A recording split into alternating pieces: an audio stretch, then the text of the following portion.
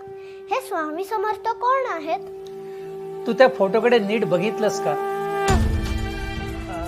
त्यांच्या मस्तकाकडे बघ. त्याच्या मध्यभागाला ब्रह्मरंध्र असं म्हणतात.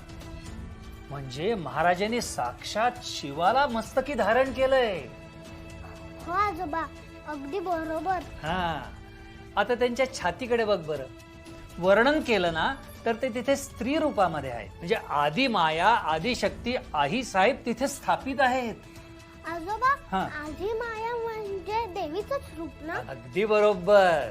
आता मला सांग, महाराजांचं पोट कसं दिसतंय रे? अगदी गणपती बाप्पा हा, सारखं. कारण ते गणपतीचं स्थान आहे.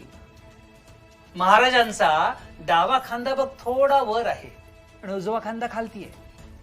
महाराजांच्या उजव्या भागामध्ये शिव आणि डाव्या बाजूला शक्ती स्थापित आहेत. मला सांग, महाराजांचा पाय थोडा बाहेर आलेला दिसतोय ना, उजवा पाय बघ, त्याचा अंगठा. याचं कारण असं आहे की जर का आपण त्या अंगठ्याची पूजा केली ना तर 33 कोटी देवांची पूजा केल्यासारखं पुण्य मिळतं.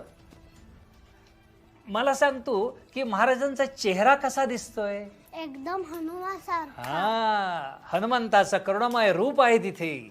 मग सांग मला, आपण कुठल्या शक्तीची सेवा करतो?